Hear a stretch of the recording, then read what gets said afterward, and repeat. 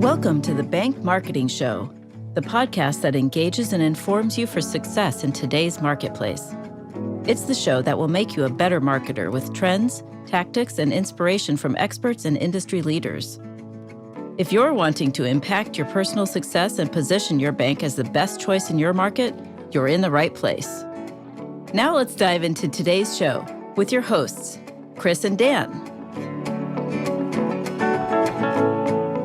Hey, everybody. Welcome to the Bank Marketing Show. We're glad to have you with us today. Really excited about our guest and the content that we've got for you guys today. But first of all, Dan, how you doing today, man? You know, I'm doing all right. Yeah. I'm doing all right. Yeah. Good. Can't complain. Busy like all of our listeners, right? Whether they're on a treadmill or sitting in the office listening to the show or whatever the case may be. Just staring intently in a quiet room and taking copious notes, I think. There you go. Exactly. Everybody does when they listen to this. That's right. We know that all of our listeners are taking detailed notes. Yeah. Well, Jill Williams, we are sure glad to have you with us today. Welcome to the show. Thank you. Glad to be here. Absolutely. So, Jill, I'm going to give our folks just a brief overview of who you are, but I don't want to spoil any of the your intro is an important part of your story that we're going to start with, but I'll just lay a little groundwork. Okay. So Jill is the founder of Spring Media Solutions. And again, Jill, I'll let you kind of give background into this, but I know that you were a senior level banker for a couple of decades. So our financial institution listeners can identify with you that you're not one of us just marketing people. You're a banker and then evolved into, a marketing and social media person.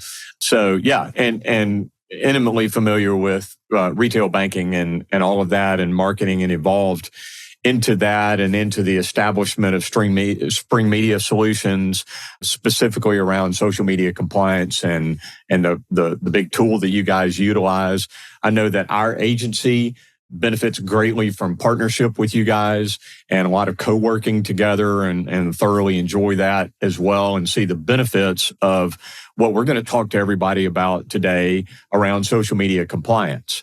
Mm-hmm. I know that my quick history of having been around this and bankers and social and marketing for 14 plus years of our agency, bankers are petrified of it. They're scared, right? I mean, yeah. The three of us discussed this a little bit before the show started, but I mean, that's kind of we're a bank. Can we actually do social media? Can we do that and do it well and do it within compliance? And I know we'll get to more of it today too, but not just within compliance, but do it well. Right. And effective marketing, right? So this is I think today's topic, and Jill, so much of what you guys and the information that you've got to offer provides tremendous reassurance and resource and comfort, and knowing that this can be done well and highly effective in bank marketing. So, yes. Yeah. So there's a little groundwork for us. So really, really excited to. I think to add to that, I just, having seen you in action a little, Jill, is like compliance, and we'll get into this today, right? Like, but compliance doesn't have to be the reason you don't do something, right? Exactly. It doesn't have to be a blocker to actually being on social media. It's a nebulous area, but it's, you've come up with some easy ways to, easy as legal and compliance stuff can get, but easy ways to manage it and for banks to think about it and keep track of stuff. So I'm excited. Absolutely. It's definitely doable. Yeah. Well, Jill, if you don't mind, start us out and kind of give us a little more insight into your background and kind of what led you into the creation of a comprehensive solution that's going to solve all of these problems and help with bank marketing. Yeah. So I got into banking back in 1995 when I think I was like 8 or 9 years old. I was going to say, yeah, that's just a couple of years ago.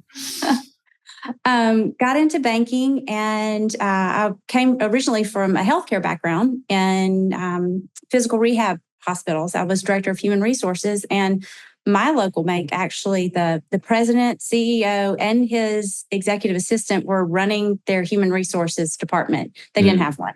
right? And so that's how I got into banking. They contacted me to see if I could help them start and actually establish that. They were growing. And so I did that and did that for several years. And in doing that, working with the employees and we got, down the road a few years, and then sales and service was a big push, especially for small community banks, which we were. And so I started helping with that because, when you're a banker, you do all the things. Many hats. Yeah. So I got really involved in that. It was fun. I'm going to say human resources isn't all that fun a lot of times. So it was a departure from that for a little bit, and I loved it. So I kind of evolved into retail banking, and that was awesome. And fast forward to about, 2007 is the first year that community banks showed up in social media. And so it was exciting anyway, because social media was new to us kind of as a whole, right? But it was kind of interesting that banks were starting to look at that as a way to market. Now, we weren't the earliest adopters by any means. We were gonna let some other banks get out there and see what that was about and make sure. There's still banks doing that today. Yeah, exactly. Right? Exactly. So, about 2010, I'm deep into retail banking now. I'm over retail banking, working in sales and service, working closely with marketing because sales and service goes along with marketing. So I was kind of in that lane anyway, maybe not officially, but kind of in that lane anyway. And we didn't have the resources to say we're going to go into social media and hire somebody to do this. Like nobody was doing that. So I said, I'll try it. Let's see what that's about. And at that point, there were no formal regulations, right? So we were the just Wild West. It was the Wild West. It really was. We weren't doing anything crazy, but we didn't really have any rules. So we were doing all the normal things, community outreach, just like we do now, all those sorts of things, and talking about our products and services. We were doing that. But fast forward to 2012, and that's when the FFIEC says, whoa, okay, banks are out here playing around in this, and they're marketing their banks, they're marketing their products, they're marketing their services, and we got to take a time out and make sure we're doing this the right way.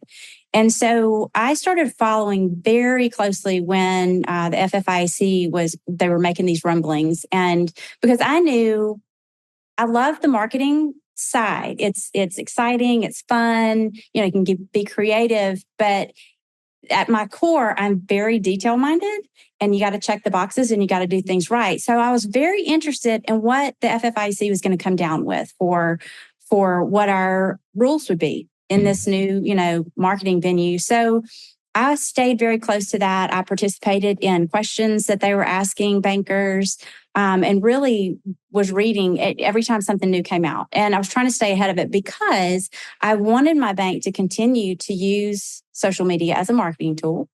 But I also wanted to do it in a compliant way. And I also had a compliance officer that was okay with social as long as whatever these rules came down, that we could accomplish them. So I tried to stay ahead of that. And so that's what I did. I started, once the rules came down in December of 2013, we were ready. Like I started writing the policies, the procedures that were required, the risk management program that was required, the risk matrix. We had to assess risk, all the things that the guidance said we needed to do. I started putting those in place immediately. And some even beforehand, because they were given updates and you kind of knew what was coming. And so by the time the guidance came out, we were pretty much in line with being able to truly use our social media platforms, but in a compliant way. And we were adhering to that. So, definitely had challenges along the way, especially with the automation. I think we're going to talk a little bit more about that, but that's kind of how that started. Yeah. Yeah. Well, so with that as all the backdrop, and so you just gave a lot that all of our listeners that are bankers can relate to. So now those FFIEC guidelines from 2013 are still the standard. That's Yeah. still the rule book. So Jill, given that background and where you were, obviously you evolved from there and kind of stepped out into what is now your current role. So tell us a little bit about that process and the why of it. Yeah, for sure. So when I was creating this process, I wouldn't even call it Bank Monitor at this point. It was just a process that we were being able to be in compliance with the guidance. I realized that because of all the background I had done and the things that I had done, all of a sudden I was being asked to talk at the Bankers Association at, seminars and in peer group meetings. And I've even did a social media meeting here in my town at the Chamber of Commerce for businesses. So it became very apparent that I wasn't the only one that was struggling with it. And, I had peers, like I said, I've been in banking for so many years and, live in rural Louisiana. So got lots of, friends in banking at other banks, and they were struggling with the same thing. So I felt like, this is something that could be bigger than just me at my bank. And so, but the struggle with the automation of the monitoring and the capture and the mitigation of risk and the remediation of risk was the one piece of the guidance that I couldn't nail down because it's 24/7. You've got to know. And for the bankers out there, we wear so many hats, and a post can hit and you might not see it for 2 days, 2 weeks, or 2 months and before. So the automation was the thing. And so the only way to accomplish that, in my mind, because there were no, at that time, there were no software programs that were doing that. And I thought, well, we need to build that. We need to build this machine that can full circle and have a holistic approach to social media compliance. And so that's what we did. So we hired a software developer who also has a background in banking, which made it easy to talk to. Yeah. Because I don't talk software development. And so it was easy for us to communicate because he did have bank speak. So I could tell him what I needed and he understood. So, and he didn't have to tell me the developer side because, that's a lot. So we built this machine, and in 2016, I made the decision to exit what I call banking proper, left the banking environment, and now I service banks because it's such, honestly, banks are so underserved in this area for social media compliance. Now, lending compliance, it's out there. There's so many solutions, deposit compliance, any other compliance, but social media compliance, there's really not, from what I have tried to find, there's really not a holistic end-to-end solution that's full service. And so that's what we did. Just now we help banks do what I was needing help with, back in the day. That's great. And there are tons of tools that promise to do some piece of this, right? Or there are tools that do a lot of the monitoring, but it's not for banks. It's for retail and, lots of other industries. And it just doesn't do this compliance part as sort of simply and elegantly, right? And from the bank's perspective, and there's so many pieces of technology to manage and deal with that, having to piece together your own solution is not possible. Yeah, it was tough. And even the solutions that are out there that target banks, like for archiving, there are some solutions out there. But what I have found is, even though they're targeting banks, what we're trying to look for from a risk mitigation standpoint is what might be hitting our sites that is triggering a regulatory violation or a reputational risk. Are there complaints out there? Do we have CRA verbiage happening on our social media that we've got to capture, we've got to mitigate, we've got to remediate, we've got to then have the documentation to show the examiners and the auditors. That piece, which is huge, it's not really out there that I have ever found. And I do a regular search for that, just to see what's out there. And make sure, new technology that might be coming out, but haven't found it, and to have a solution that does it for you. So, yeah. So tell us a little bit more about kind of the process, right? That it takes, what it's looking for, what happens when, something gets flagged. Yeah. Oh, yeah, sure.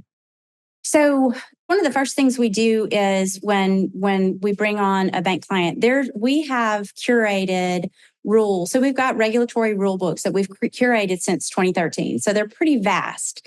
So we are looking specifically for any regulations that trigger in social media: Reg DD, Reg Z, RESPA, UDAP, LEBA, the whole alphabet. We have established regulatory rule books for, and then in addition to that, we've also built rules around malicious content, complaint langoage, watched users in social media, Spam. Yes, spam's That's become a huge. big one. Yeah. Oh my gosh, spam's huge for banks. And so those rules, spam, malicious links, those are fairly new in the past few years, because then all of a sudden that's a thing now, especially in Facebook. So we've curated and we build these rules. We build specific rules for banks. We can talk about that a little later. But so what happens, Dan, to answer your question, these are built into our platform. So when a bank is on Bank Monitor, every single post, whether the bank posts it, a third party posts it for them, it's a comment from just a user, a like, we capture every single thing. And within 60 seconds of anything posting a bank's social platforms, it bounces against every one of those rule books. And if anything triggers, we are notified immediately. So it's an automated process. So you truly are being monitored 24/7. Even when the bankers are asleep, they're truly still being monitored. So we get the notification. We know what bank it is, what triggered, what rule is it, what triggered it. So we can make then a human decision. Is this truly a violation? And so we take a look at that. We look at the content, and then we can mitigate that risk. And if it's, and I'll say, there are a lot of times it's not a violation. There were some triggers that happened, and we look at it and go, okay, no, that post, that's legit. They had their terms and conditions. They had the right links. Everything's fine. Member FDIC language is out there.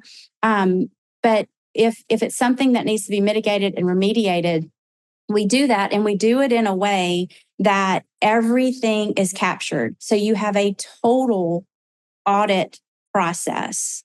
So everything is archived, and examiners love that because they see the whole picture from the time the post hit till the time it was taken care of. And that goes for things that maybe even need to be taken down from platforms, which we've had to do that over the years too. But still have to be archived. Still has to be archived. From a regulatory perspective. Sure. Yes. Yeah. Yes. And especially, when you talk about CRA, like that, there's a whole different, avenue to get that to, your CRA public file. So we can handle all of that. Jill, I know you've had lots of some funny, some not examples over the years of that kind of stuff. I mean, I remember one of the ones that flagged at one point was like a profanity flag because it had BUTT on there. Yeah.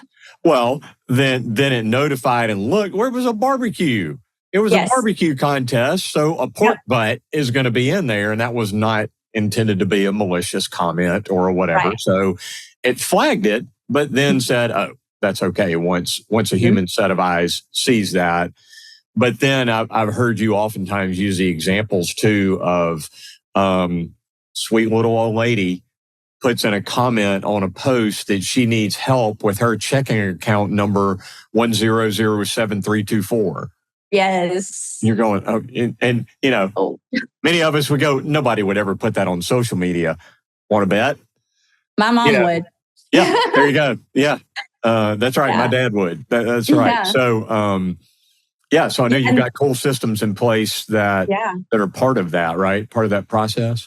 For sure. So when we when we sign on a bank with Bank Monitor, that's one of the things we do is we get their numerical conventions for all of their accounts. Mhm. So, they let us know, okay, our loans are 14 digits, our, checking accounts are 7 or whatever. We get that and we build rules around those account numbers. Mhm. And so, like if my 85-year-old mother did exactly what you just said and put her account number in there, it would flag it immediately and we would get that and we could take that down.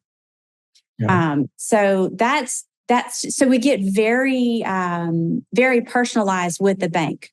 So we can build, like I said, we've got regulatory rule books and reputational rule books, but we also have rule books for banks for specific situations like that. Or not too long ago, I had a bank and they were going through a core software conversion. And for the bankers out there that have survived one of those, they're not fun. They're not. And people, your customers sometimes get a little irritated, and people are very willing to, express their irritations on social media. So in those events, leading up to those, I'll sit down with my bankers and say, okay, let's talk about what are some of the things that people would say if they were complaining about this conversion. What's going to happen that morning when they wake up at 7 and all of a sudden everything's different? And we build rules. We just brainstorm and build rules around that particular event. And then we build that into their watch. And so when and if those complaints start coming through, they're going to be flagged. And we can update those rules on the fly. And just like what you were saying, Chris, when spam started hitting Facebook private messages and reviews, that was kind of, it's kind of slowing down, I'll say, but we were building rules on the fly, and I would update those rules multiple times a day because the verbiage would change. So as we'd get new words, we'd add to the rules so we could do a better job of staying in front of that kind of spam. Yeah.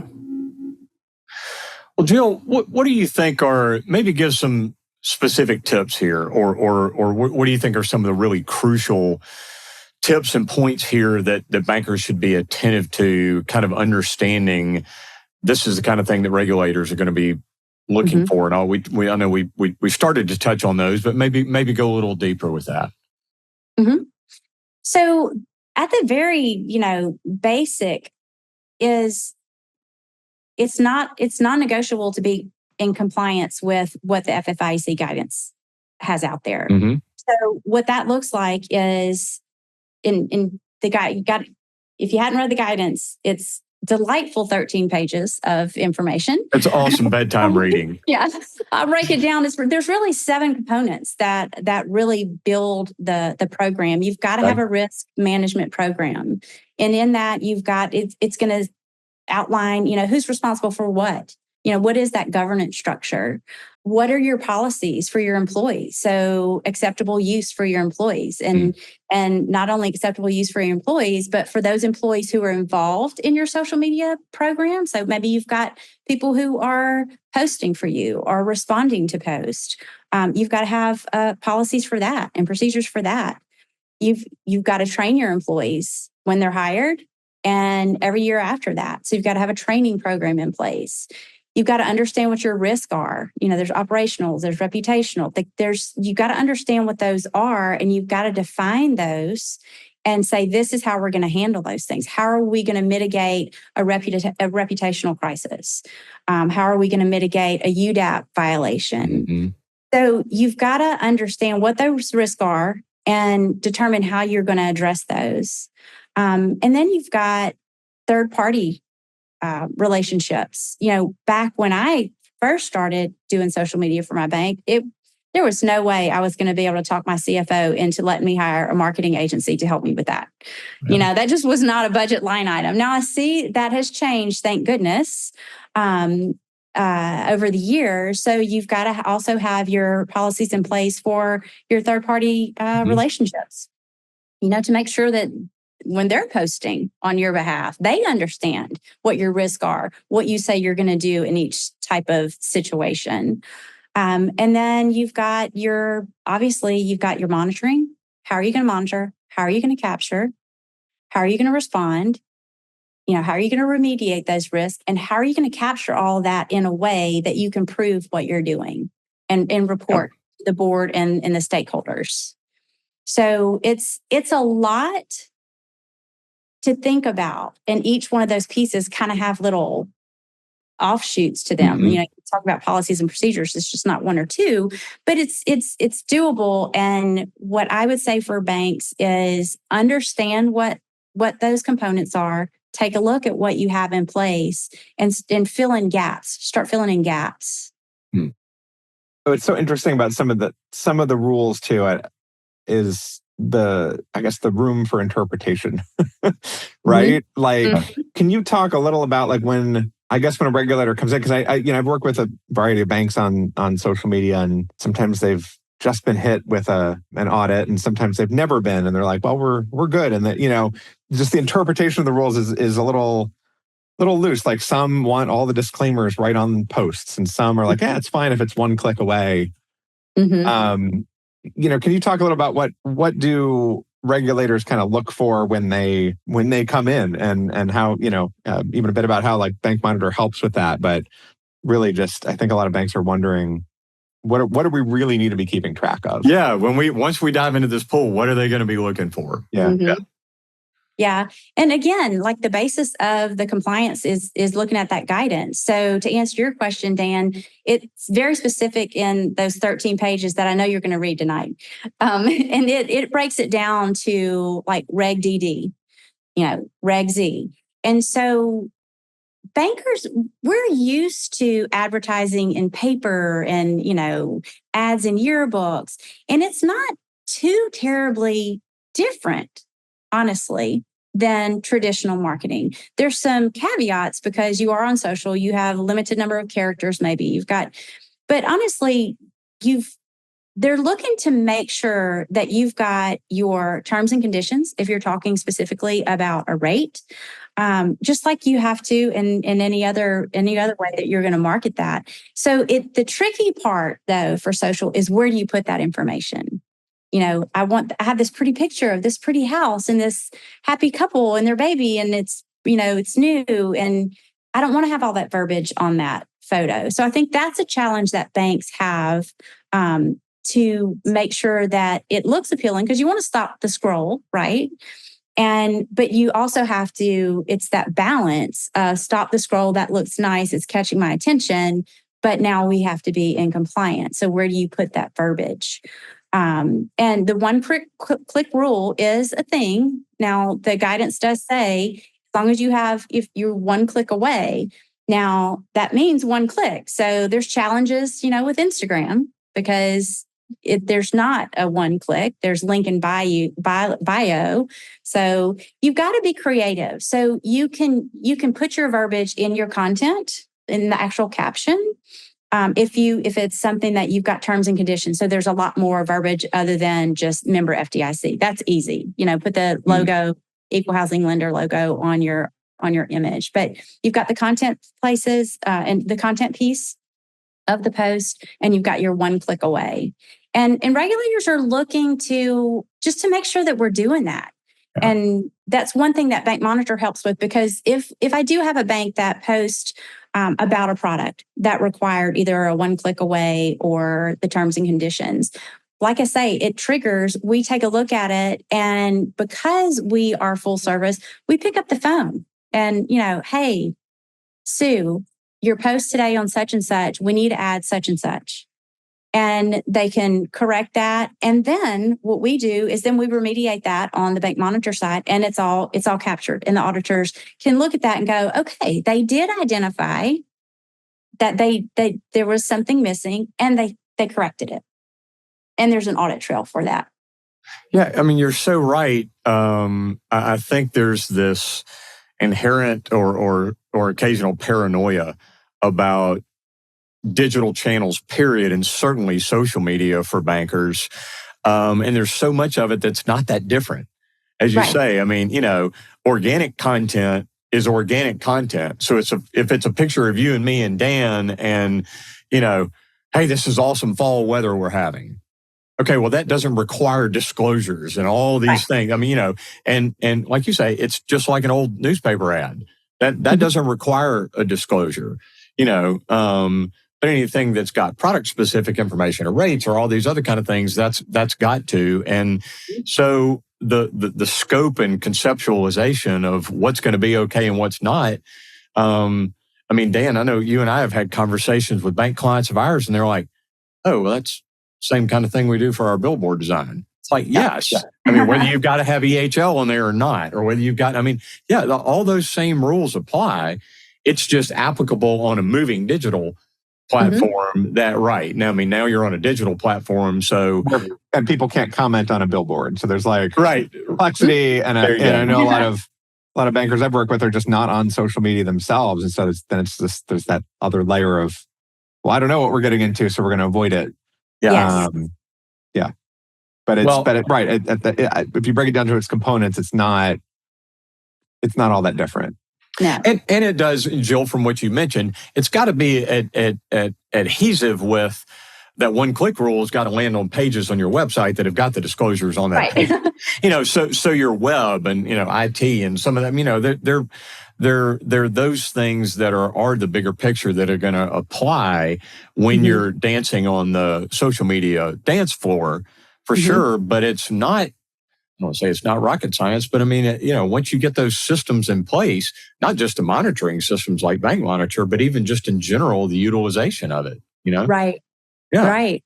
So, okay, well, I want to segue us because for our listeners, everything that you've covered is so crucial and so accurate, and I appreciate you giving those specific tips. But now I want to remind our listeners that it's worth it. Yeah. And the worth it is that being on social engages you with your community in ways that nothing else can do, and that's absolutely the case. So, let's talk a little bit about what it looks and feels like to be compliant on social and be successful in your marketing. Those things absolutely do happen together, right? Absolutely. Yeah. Absolutely. And think about your compliance as just kind of your base layer. And if you have that in place, then you can market effectively. Mm-hmm. You can get out there and you can actually talk about that loan on social. So many banks, I follow so many banks on social just to see what they're doing, kind of keep up with the trends, kind of stay ahead of what's happening. And I see so many banks, and even though I don't know them, I can tell they're afraid to market their bank. And we want to market our bank. So if you've got the compliance piece in place, that really it should give a bank the comfort level that now I can talk about my loans. Now I can talk about my deposit products. And it's going to be done compliantly. And we can market our bank. And they really go hand in hand. And I see banks that I can also see banks when I'm out there looking around that maybe they are marketing their products, but they're not doing it compliantly. And I think that another piece to this whole successful marketing for banks is that to make sure that a lot of banks are partnering with marketing agencies. And I think that's great because as a banker, I can tell you it's hard to juggle all the balls that you've got and all the hats that you wear. But what I can always tell when a bank is partnered with a marketing agency that is bank forward and they're focused on banks, and one that's just in their town and they're also marketing for the restaurants and the library and things like that. It looks good. But I'll look at it, I'll come across posts and go, oh my gosh, that's so out of compliance. It looks great. Stop my scroll. Your marketing agency does great on, graphics or whatever. But it's, to me, if you're going to partner with a marketing agency, partner with somebody who knows banking, because those guys are already creating graphics that are in compliance. Their social media managers are creating content that they're using the compliant pieces. They know about the one-click rule. They know how to add the terms and conditions appropriately in a post. So if you're going to partner with somebody, I always tell banks, partner with a marketing agency that knows banks. Mm. And then you truly do. If you've got the compliance platform in place, and then you've got the marketing piece on top, whether the bank's doing it themselves and they understand what they need to do, or they partner with a marketing agency that understands banks. Honestly, it is the best, in my opinion, it's the best way to market your bank is in social media and digital media. And then there's a whole other layer on top of that Dan and I talk about in Lord knows how many episodes after over the last 3 years of doing this show, that is also about creating personality and engageable, approachable marketing and messaging by a bank, and doing that on social platforms compliantly. You know, and that recipe that I just described is entirely doable. But you're correct, Jill. I mean, my team that does bank marketing, and we do lots of social media services and content and management and all of that for our clients. Sometimes we acquire a bank client from someone that was working with another agency that did tire shops and bakeries and whatever, and didn't really know it, and either got them in trouble, or if you go back, stuff that should have gotten them in trouble. And sometimes we have to tell our bankers, they're like, oh, go post this. Like, no, actually, we're going to have to do it this way because we know the compliance even better than they do. So it's an interesting twist sometimes. Yeah.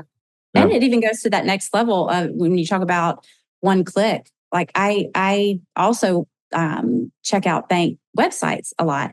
And it's amazing to me sometimes that websites aren't in compliance as well. And, that's not my specialty, website compliance, but I do know what needs to be out there. And it kind of goes back to a bank choosing maybe that local marketing agency who's doing the bakeries and things like that. And don't have those compliant pieces. But when you're driving traffic from social to your website, which should be a goal, you need your website to be compliant as well. Yeah. And Dan, wouldn't you say, I mean, really at the end of the day, the ultimate goal with this is the utilization of a whole set of platforms that are raising engagement for the banks, right? I mean, that's... I think, and I think, Joe, you're talking about like the foundation, having the foundation of compliance in place. And I think doing that just frees you up to focus on how to make the platforms engaging, right? A lot of banks make posts and then they create long compliance processes, and you need a compliance process, but like the compliance process takes longer than the posts, writing the posts. And the focus is on making sure it's compliant. And then I see it all the time. I see banks get nervous and they scale back their language. And then the problem with bank marketing and bank social media is that it's generic anyway. And so I think if you're too focused on, if you're compliant, I shouldn't say too focused on compliance, but like if your focus on compliance is taking up time that could be put into better, more engaging social media messages, then you're going to just have a better presence, right? If you're not worried about, if you can nail down that compliance layer, you can focus more on those engaging messages. And, I mean, to be fair too, you have to, you can't say, hey, millennials, like this deal is for you. But even as much as you want to, but like, there are ways to create messaging that appeals to groups that you want to attract without, making promises or things that don't apply to everybody. And I think it's just, if you're caught up in this compliance cycle, you don't get to that level of thinking about your kind of engagement strategy. For sure. It definitely kind of puts a wet blanket on your creative because everybody's so scared. And I can tell you firsthand when, and as a banker, and not that I went head to head with my compliance person, but there's kind of times where you have this whole plan and then they come in and you go, like, really? We can't say that? But I see firsthand now that I work with other banks that when they do have that layer, then marketing can be creative. And all of a sudden, there's a much better, I'm not going to say the working relationship was bad, but there's a higher level of, all right, we're a team in this, So it makes a difference because, like you say, like banks are marketing the same things. So we have to be creative and stop the scroll. And if we're so worried about compliance and our post looks like an ad with, a paragraph on top of a little picture, you're not going to get not going to get any, traffic from that. So having it wrapped up and those entities working together, marketing and compliance, makes a big difference on what you can accomplish in social. And it gives you more creative runway and also lets you be more proactive in your planning. Absolutely. So, so much of what we do is planning next month's content, and a lot of what that's going to be because we already know what the compliance parameters are. So it actually gives a little more runway rather than being more restrictive. So, Dan, I'm glad you brought that up too. I think it was one of the many wise things you said today about how that compliance piece is foundational. Absolutely. Well, Jill, this has been awesome. There have been so many helpful tidbits in here too, and I bet a lot of our listeners, regardless of where they are on the spectrum, Dan, at the beginning, you kind of chuckled about, and we do. I mean, we onboarded a new bank client last week that is not on social media, and they're still out there, and so we're getting them onboarded onto social and all that kind of stuff, and they know they're way behind. And that's okay. And then we've got, ones at the banks at the other end of the spectrum, they're extremely active and they're really trying to figure out how good can we get at our marketing and engagement and still be within compliance. So I know that our listenership is covers that whole gamut, and everybody in between. So Jill, so much of what you've provided today is really useful for all of the above. So good stuff. Thank you for that. Absolutely. Yeah. All right. Well, we're not going to let you get out of here without doing our fun stuff that we do at the end of all of our guest episodes too. And that's kind of jumping over into our lightning round. Lets us know a little bit more about you too. So can you give us a personal best, a business best, or both? Honestly, I think what we've been talking about is kind of my business best with creating Bank Monitor. Yeah.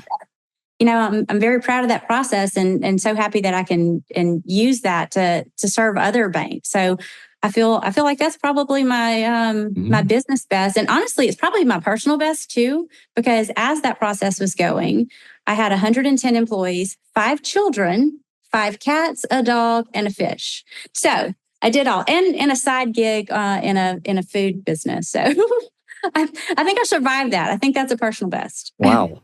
Yeah. That is a personal best. Man. Well, cool. Well, can you share with us a favorite book or resource? Yeah. So as a matter of fact, I'm finishing up Atomic Habits. It's a great book. James Clear. So I've always been very, you got it. Somewhere. Yeah. I've always been very, check the box habits. I do the same thing. And so it wasn't real eye-opening, but it kind of takes my habit nerdiness to the next level. Nice. Well, cool. All right. So can you think of an impactful piece of advice that you've gotten? Gosh, I've gotten so much good advice over my career. I've worked for some amazing mentors and leaders, but honestly, I'm going to give kudos to my mom. So she gave me a piece of advice when I took my first, what I call real job, in human resources in physical rehab hospital. And she told me, she said, learn everything you can about your job and help others do theirs. Whatever needs to be done, you just need to do it. And, as early 20s, I was like, okay. And I did that. And I learned so much more about healthcare than I was responsible for, right? And I brought that into banking. And I think it's kind of proven how I've learned so many different things through banking as well. And I think I'm kind of follow that through with Bank Monitor. Like I knew what my job was. I knew what I needed to get done and I needed to help others. And I think I just still following my mom's advice. That's really cool. Yeah. It means something different to you now than it did back then. It sounds like you followed the advice anyway. Yeah, but it's the same, do everything you can, learn what you can, and help others along the way. And it's kind of a good recipe. There you go. Well, so similarly, is there some advice that comes to mind that you pass along to others or your clients? I don't know if I'm really good at advice. But one thing that I kind of live by and I've passed on to others is you're talking about in with my bank clients is, compliance isn't a one-time project. It's an ongoing process. So it's my job and my goal to help them get through that as seamlessly and painlessly as possible. So, just embrace it and don't be afraid of it. Yeah. Very cool. It's great advice. Well, Jill, tell us how folks can get in touch with you and anything in particular that you want to share. And we'll certainly be glad to add things to the show notes from the episode. Okay. Yeah. I'm on LinkedIn. We can put that in the show notes if that's okay. Yep. So connect with me with LinkedIn. Yep. And we'll put our website down there. Yep. And contact information there. I do have LinkedIn groups are kind of by the wayside because they're so bombarded with advertisements and, just almost spammy. But I'm really trying to bring back the private LinkedIn group with strictly bankers. So we do have a by invitation only LinkedIn group for bankers only. We do not if you're not a banker, you're not in. And this is all we talk about is social media compliance. So we can put a link out there if anybody wants to join us. So we're really trying to have a group that is just open communication. Hey, this is what we're doing. We've got auditors in. What are y'all seeing? Just a helpful, peer group support. There you go. Well, a lot of the why that Dan and I are doing this whole thing is to help resource people. So more than happy to share that. Yeah. I was going to say, I mean, that sounds great. There's just when compliance questions have come up. I mean, obviously there's resources like you, Jill, but like there really aren't a lot of. You can't just like ping the government and be like, what does this mean? So I think that's a great resource to have. Yeah. One of the things we've been collecting is as banks are getting questions from regulators, because it's taken like 11 years for the regulators to start incorporating social media questions into their exams, but it's happening and it has been for about 2 years now. So we've collected questions, which is very helpful for like one of you mentioned, like you've had some banks that said, oh, well, they haven't asked us any questions yet. So it's super helpful to just kind of get an idea, like, what are they asking you? What are they asking you to kind of prep for that? So that's kind of the things that we try to focus on in that group. Really cool. Great resources. Well, Jill, can't thank you enough for taking your time to come and do this today and share just awesome pieces of information. Sometimes on our episodes, our topics, Dan, are broad and encompass a lot of different things. And then some of them like this are so packed with value around a really specific area. So I can't thank you enough for coming to join us today, Jill. Absolutely. I was so excited to be here. I'm a regular listener. So now I can check that box that I was a participant. There you go. Thank you so much. And everybody check out our show notes on bankmarketingshow.com. You'll be able to find Jill in this episode and dig into some of the things that she was offering and make some of those connections as well. So appreciate you guys. Dan, thanks a lot. Yeah, thanks, Jill. It's great having you on. I definitely learned a couple things. So thank you. All right. Take care. All right. Thanks for joining us. To go deeper or get access to some of the valuable nuggets from today's show, go to bankmarketingshow.com. There you'll find episodes, links to resources, and much more. Be sure to subscribe wherever you find your podcasts. And join us next time.